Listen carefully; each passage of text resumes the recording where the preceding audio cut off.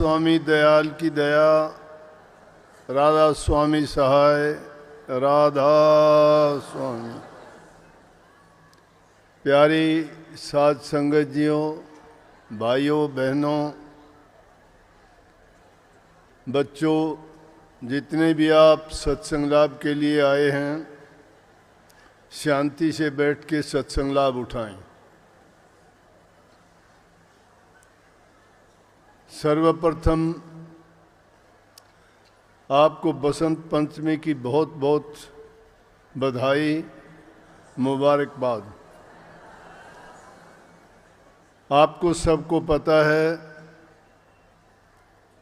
राधा स्वामी मत में हम इसको बड़े से बड़ा त्योहार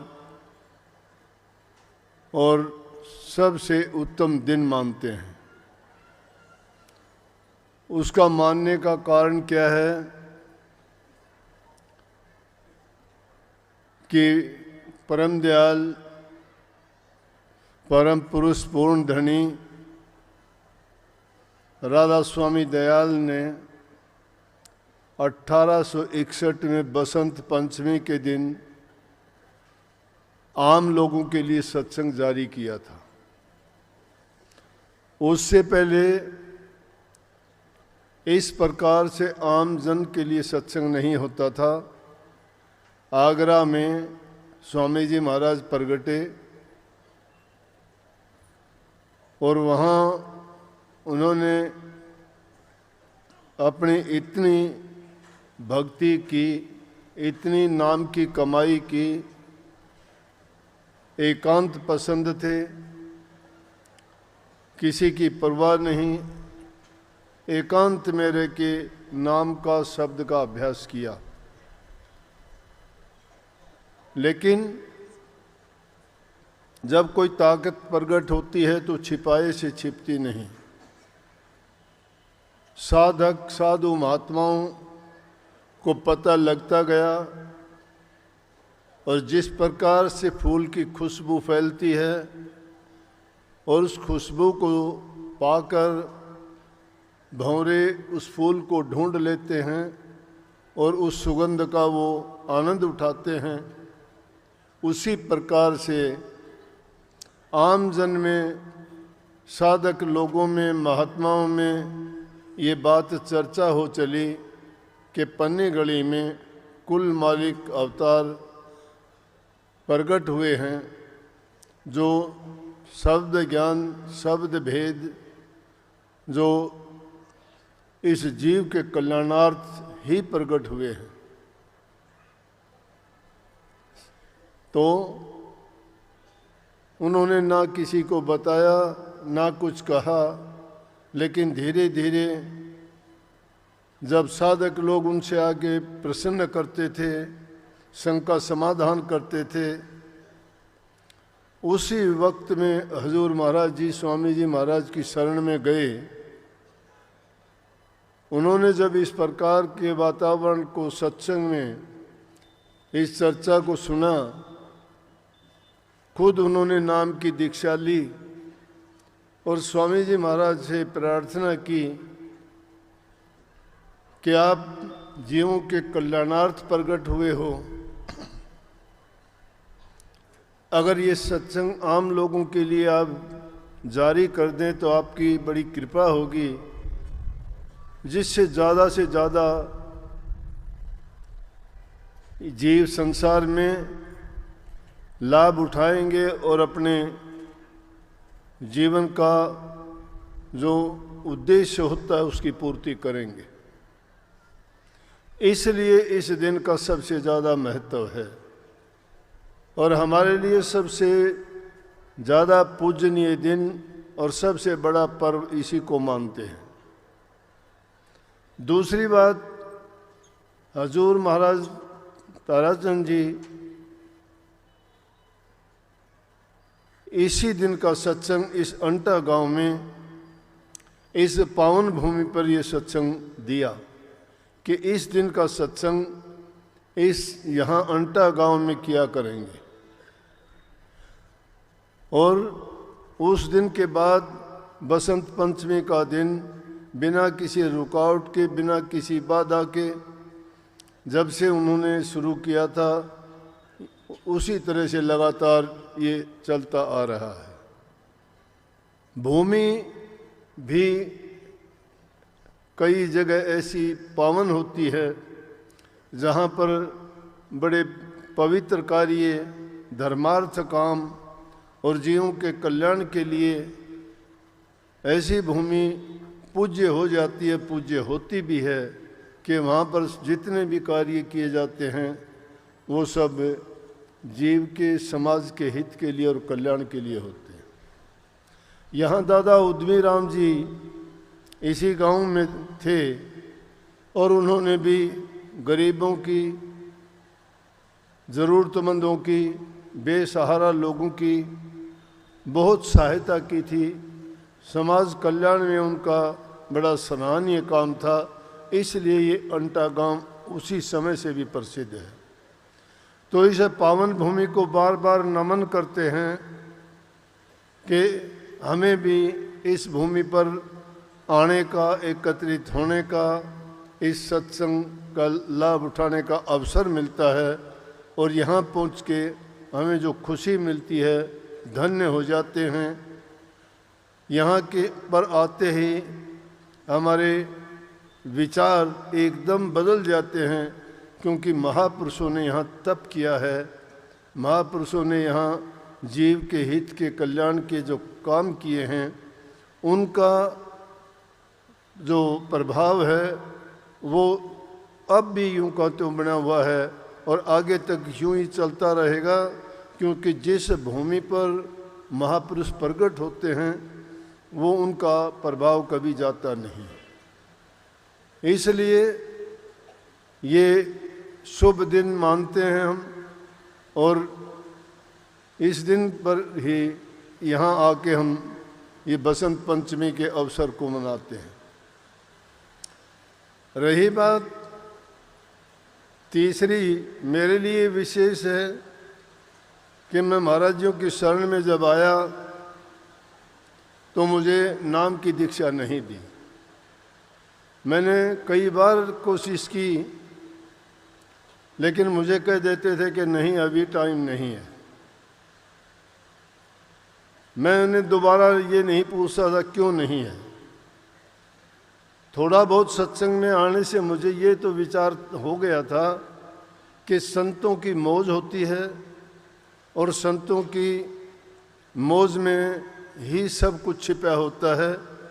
वो जो करते हैं वो सही टाइम पर सही करते हैं, कभी गलत नहीं करते।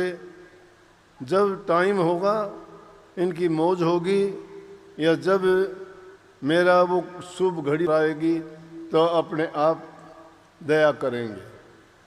समय गुजरता गया, मैंने ये आस ही छोड़ दी और ना मैंने कभी प्रयास किया। फिर उसके बाद यहाँ जब आया तो रामकिशन जी मेरे से पहले के सत्संगी हैं। थोड़ी जगह बनी हुई थी।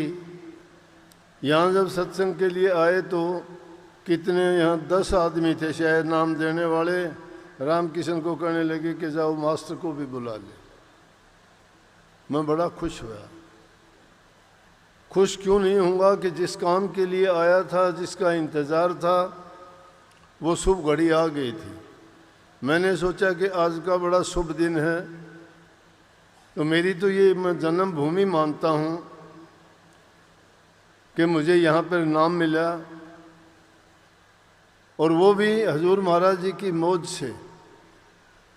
फिर अपने आप ही कहने लगे कि मैंने तुझे वहाँ या दूसरी जगह नाम क्यों नहीं दिया, कि इसलिए नहीं दिया कि वहाँ काफ़ी लोग आए, गांव के भी आए, लेकिन जिनको नाम दिया वो सब के सब ऐसे ही निकले। मतलब मैं नहीं चाहता था कि तुझे मैं वहाँ नाम दूँ, कि तुझे मैं ऐसी जगह में नाम दूँ जो बहुत पावन भूमि हो और तू उनकी तरह से मेरे से बिछड़े ना। तो इसलिए मेरे जीवन का ये बहुत ही खुशी वाला दिन है। मेरा जन्मदिन कहो, मेरा आगमन कहो, मेरा सत्संग में प्रवेश दिन कहो, मेरी वो शुभ घड़ी कहो गुरु की चरणों में जिस दिन मेरे संबंध जुड़े। उससे पहले आना जाना ज़रूर था, बाहर भी 1-2 बार जाने का अवसर मिला, लेकिन वो अवसर तो ऐसा ही था कि आवारा पशुओं की तरह से, जिसका कोई धनी नहीं होता वो आवारा होता है। जब तक गुरु का हाथ सिर पर नहीं होता, जब तक गुरु से संबंध नहीं जुड़ता, तो हमारी दशा उस लड़की जैसी होती है जिसकी शादी नहीं होती। शादी होने के बाद उसका पति उसका हर प्रकार से जिम्मेवार हो जाता है, उसकी हर प्रकार से रक्षा, सुरक्षा, पालन पोषण, हर काम में उसकी सहायता, सुख दुख में उसका सब कुछ करना उसके पति की जिम्मेवारी बन जाती है। इसी प्रकार से शिष्य भी जब गुरु की शरण में चला जाता है तो पूरी जिम्मेवारी गुरु की हो जाती है, जो कबीर साहब ने इस वाणी में फरमाई। कबीर साहब ने कितनी कमाल की बात कही कि अगर उस पर गौर करोगे तो सब कुछ कह दिया। सतगुरु मिले मरे सब दुख बिसरे, अंतर के पट खुल गए जी। कि सतगुरु मिले तो हमारे सब दुख बिसर गए। सब दुख कौन से? जो संसार के सुखों को मानते हैं वो सुख है, और संसार के जो पदार्थ प्राप्त हो जाते हैं जिनको हम सुख देने वाली वस्तुएं मानते हैं, वो तो मिली, वो मिली, वो मिलने से बाहर के संसार के दुख दूर हुए। लेकिन इसमें विशेष बात जो कही वो कही कि अंतर के पट खुल गए। अंतर के पट खुलने से मतलब होता है कि उस ज्योति के दर्शन हो गए, हमें वो ब्रह्म ज्ञान प्राप्त हो गया, हमें वो आध्यात्मिकता का पाठ मिल गया कि जिसके अंदर में प्रवेश करके जहाँ हमारे सारे भ्रमों का निवारण हो गया, जितने भी हमारे अंतर में छिपे हुए दोष दुश्मन थे वो सारे के सारे एक तरफ हो गए, और हमारी रूह भी उनसे छुट्टी पाकर उनसे बच के पाक साफ और पवित्र हो गई। जिस पर भरम के पर्दे पड़े हुए थे, काल और माया के जंजाल में हम जकड़े हुए थे, उस सब बंधनों को गुरु ने काट दिया। बसंत पंचमी का वैसे भी बहुत महत्व है। सर्दी से ठिठुरते थे पीछे के दिनों में, हो सकता है चंद रोज के लिए और हो, 10-5 दिन 15 दिन के लिए, लेकिन सर्दी के मौसम का ये आखिरी दिन ही लगभग होता है। इस मौसम में बसंत ऋतु की शुरुआत हो जाती है। बसंत ऋतु में पेड़ पौधे सभी पुराने पत्तों को गिरा देते हैं, नई कोपल फूटती हैं, नए फूल आते हैं, फसल पक के इसमें तैयार होती है। हर प्रकार से खेत हरे भरे, पेड़ों में हरियाली, पेड़ों में फल फूल, चारों तरफ का वातावरण बड़ा सुहाना, बड़ा सुंदर, बड़ा मनमोहक, बड़ा अच्छा लगता है। और जब हर प्रकार से वातावरण ऐसा होता है तो आदमी को एक अलग ही प्रकार की अनुभूति मिलती है। उनसे हमें मन आनंदित हो उठता है, और जब मन खुश होता है तो इंसान कोई भी काम करे उसमें उसको सफलता ही मिलती है।